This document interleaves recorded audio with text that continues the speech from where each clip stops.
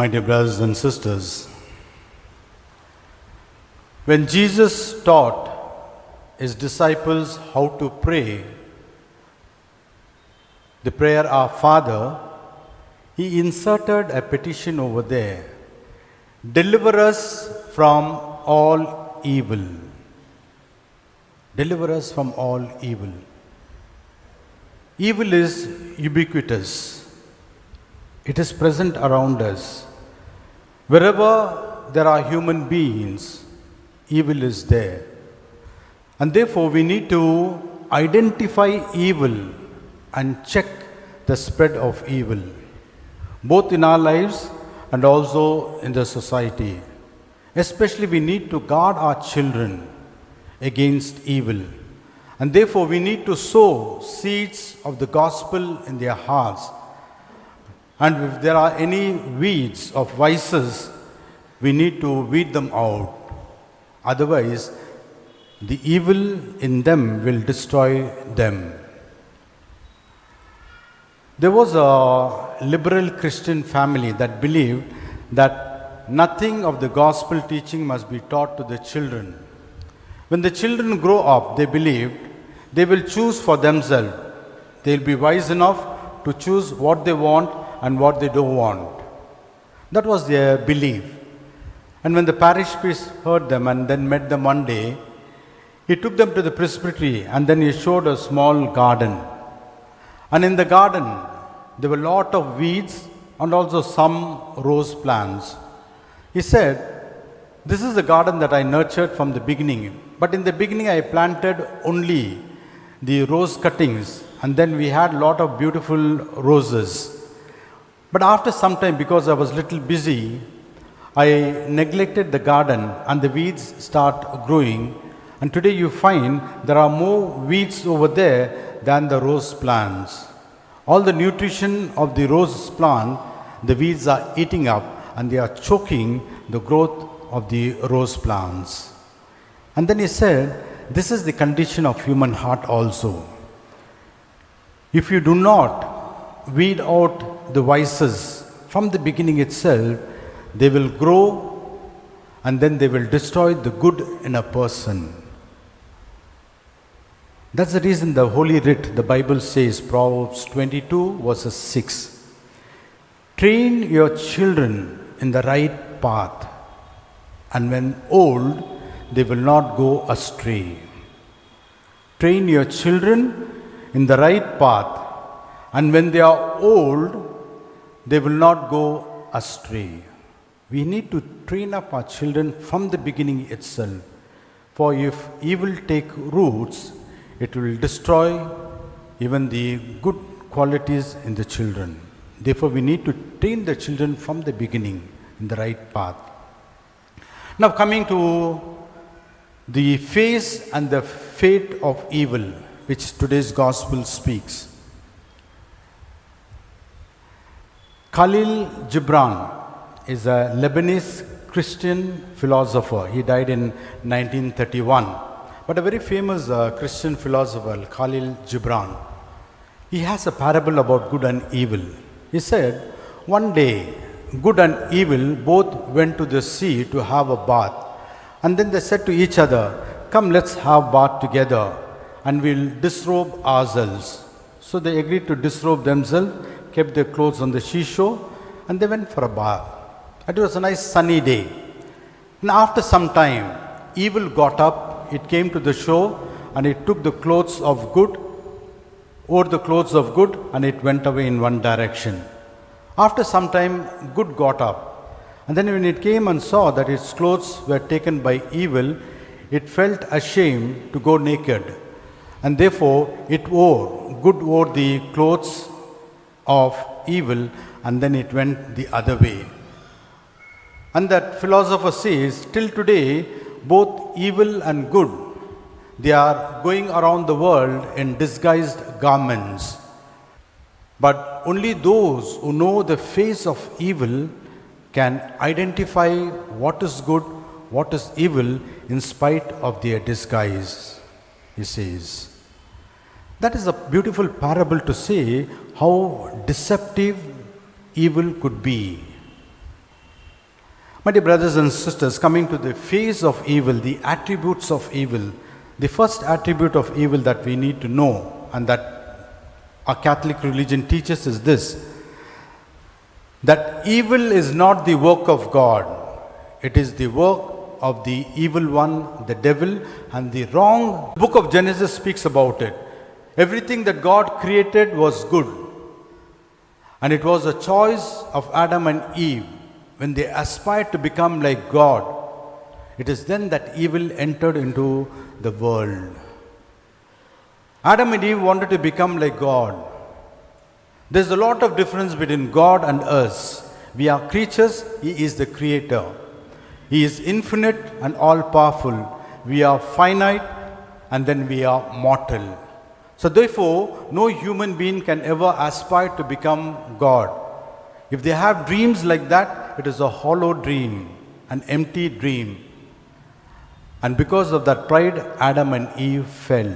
And therefore, the author of evil in the world is not God, but the human beings and the evil one, what we called as devil.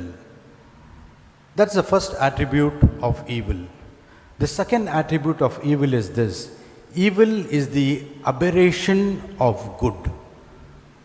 Evil is the corruption of good. Again, Khalil Gibran says, he defines evil like this and says, what is evil but good tortured by its hunger and thirst? What is evil but good tortured by its hunger and thirst? When good is hungry, it seeks food even in dark caves. And when it is thirsty, it drinks even of dead waters. A bit difficult to understand this philosopher, but what he means to say is that it is good when it is extended far beyond its capacity, it becomes evil. What is evil but good tortured by its hunger and thirst? To love oneself is something good. We all need to love oneself. We need to take care of our families. We need to have love for our own people, our own language, our own ethnicity. But when these things are extended far beyond their capacity, it is then that our love becomes evil. Hitler loved his nation. Hitler loved his Germanic language. Hitler loved his Aryan race. And he said the Aryan race was superior. But when that became little extreme to the exclusion of others, it is then that he became an evil person. Good is tortured by its own thirst. And then he began to annihilate the others. Whenever goodness is stretched far beyond, our self-love is stretched far beyond, it becomes evil. And that is the second nature of evil. The third nature of evil is this, that evil is deceptive. We don't become evil overnight. Evil creeps into us and we slide into evil slowly and sometimes even without our consciousness. We may not even be aware that we have become evil person. Sin is not evil. Sinners are not evil. But when sin crystallizes, becomes stronger and stronger, then sin turns into evil. All sinful people are not evil, but all evil people are sinful. It's the crystallization of sin that becomes evil. And then it is very, very deceptive, as in the parable that we heard about Khalil Gibran's good and evil. They are roaming around in disguised garments. Sometimes we don't even know that we have become evil. You should read one beautiful book written by Dr. Scott Peck. He's a psychiatrist. He has written a beautiful book on the origin and the nature of evil. Usually psychiatrists don't write books on evil. This is a domain that belongs to the spirituality, to the priests and the exorcists. And therefore, science is scared to treat upon this particular subject. But he has written as an introduction that evil may be more explored. And the title of the book is The People of Lie. You should go home and read. If you have a courage to read, you should read that book. It shakes you off. How evil is there in ordinary people, in ordinary life, and that turns them into an evil person if it's neglected for a long time. And therefore, the third quality of evil is that it is very deceptive. Sometimes we don't even know that we are turning into evil people. We need to be careful about it. The fourth quality of evil is this: evil does not have a future. Ultimately, evil will be destroyed. It will be destroyed finally. And according to the Indian mythologies that we have ever read, every monster has a seed of destruction within itself. Be it any monster. Every monster has a seed of destruction within itself. When the monster becomes more and more evil, he destroys himself. That is the nature of evil. It does not have future, it will be destroyed. And that's what the parable also says. In the parable it is said, on the final day before the harvest, the householder will tell his servants and say, gather up all the tares or the darnel, bind it together and then burn them off. There is an end to evil. Evil does not have a continuous future. There's a very beautiful historian by name Charles Austin Beard. He was an American historian who died in the year 1948 at the age of 74. Very matured historian. He was asked, what are the lessons that you learned from reading of history? What are the lessons that you learned from the reading of history? And then he gave 4 lessons that he learned from history. The first one, he said, whom the gods wish to destroy, whom the gods wish to destroy, they make them mad with power.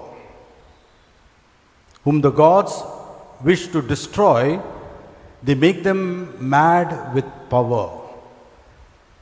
When a despot becomes mad with power, he thinks he is the ultimate, he is the almighty, and therein begins his destruction. That is the first lesson he said I have learned from history. All people who are evil, who have become despotic, they become mad with power, and then their downfall begins. That's the first lesson he said I learned. The second lesson that I learned is this: the mills of God grind slow. The mills of God grind slow, but they grind exceedingly well. The mills of God grind slow, but they grind exceedingly well. God's justice may take some time to come into this world, but it will definitely come. Definitely come. God may tarry a little bit.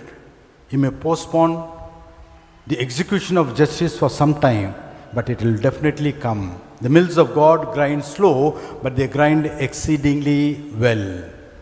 That was the second one. The third one he said like this: the bee fertilizes the flower that it robs. The bee fertilizes the flower it robs. The bee is a thief. He goes to the flower and steals honey. But in the process of stealing, he fertilizes the flower. He makes something beneficial for the flower. So does evil people. They may harm us in some way. They may steal us of our things. But finally, it may be for our own good. Something good will always come of these. The bee fertilizes, the flower it robs. That was the third one. The fourth one he said is this: when it is dark enough, you see the stars.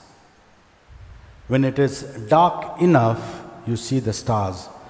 However atrocious this world may be, whatever kind of sufferings we may endure, but there is always light at the end of the tunnel.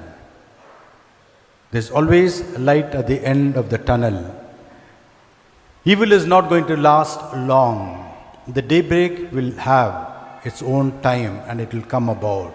These are the 4 lessons he said I have learned from reading of history.